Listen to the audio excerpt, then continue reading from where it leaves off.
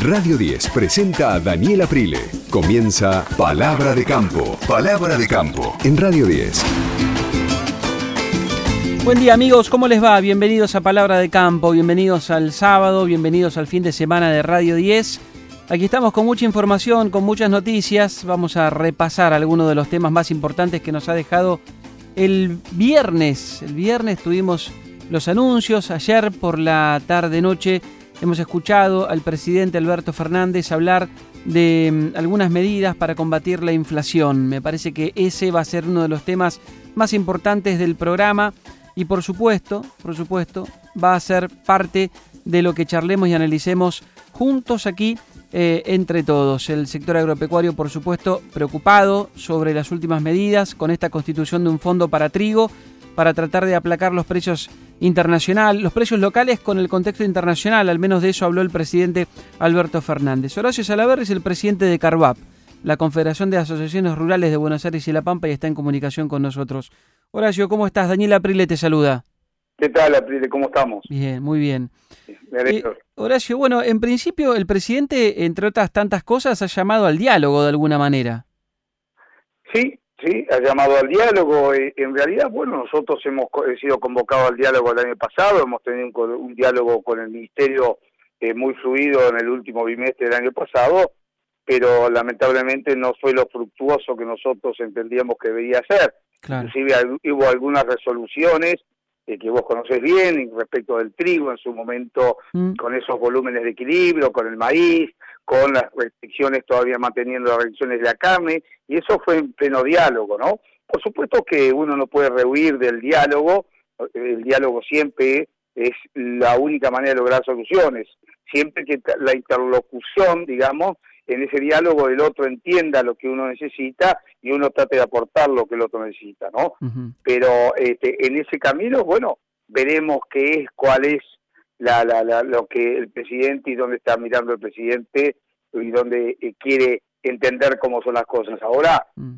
personalmente, desde el punto de vista económico, yo creo que la inflación tiene muchos más factores de lo que ha hablado el presidente. Claro. No se arregla básicamente con una mirada solamente sobre el trigo, en principio, una mirada casi sesgada, diría yo, y con cierta mirada sobre nuestro sector, ¿no es cierto? Me parece lo de multicausal puede uno entenderlo, pero en realidad la causa principal es la emisión monetaria. Claro. Y si no vemos eso, estamos equivocados en el enfoque, ¿no? Claro.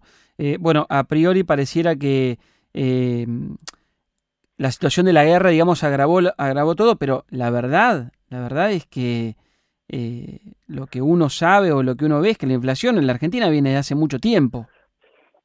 A ver, vincular un proceso de incremento de valores ocasionales por hechos de alguna manera que pueden ser en este caso lamentablemente los de una guerra, en otros casos puede haber sido lo de una catástrofe climática, ¿no? De hecho hubo muchos productos de la horticultura que tuvieron un aumento muy fuerte debido a la semana de calor fuerte que quemó los productos de alguna manera, ¿no? O sea, que perjudicó todos los productos. Sí. Entonces eso ha tenido, pero vincular eso como en un proceso inflacionario, en realidad no es claro desde el punto de vista económico. En realidad el proceso inflacionario argentino viene de alguna manera espiralizándose desde el año pasado y ha tomado un impulso muy fuerte. Si bien el contenido de alimentos se ha incorporado, hay otros elementos también, como reflecto del aumento del transporte en base al aumento del combustible y otras cuestiones, ¿no es cierto?, que actúan presionando sobre los precios, ¿no? Claro. Va a ser difícil domar la inflación. Pero es que la inflación, para dominarla, yo soy un convencido que el dominio de la inflación no viene mirando solamente los precios o quienes forman precios, viene claramente por un marco macroeconómico que es la emisión monetaria. La emisión monetaria ha sido fuertísima durante el 2020 y 2021, ha superado largamente la base monetaria, ha habido una emisión monetaria de arriba de los 2 billones de pesos. La presión de la cantidad de dinero en el mercado sobre precios genera un proceso inflacionario. Y eso, y esto lo que uno ve que en el presupuesto que mandó el Guzmán, que no fue aprobado, e inclusive la autorización para emitir que quiere lograr o habrá logrado con el Fondo Monetario Internacional, es una emisión alta también que va a presionar sobre los precios, ¿no? Claro. ¿Qué puede ofrecerle el campo, digo, más allá del aporte vía retenciones, etcétera, etcétera? Bueno, es que el tema ese del Fondo de Estabilización va a ser una incógnita, no sé de qué está hablando, dice que mañana los ministros van a dar precisiones y ahí sabremos, porque crear un Fondo de Estabilización tiene que tener un origen de esos fondos. Bueno, ¿cuál va a ser el origen?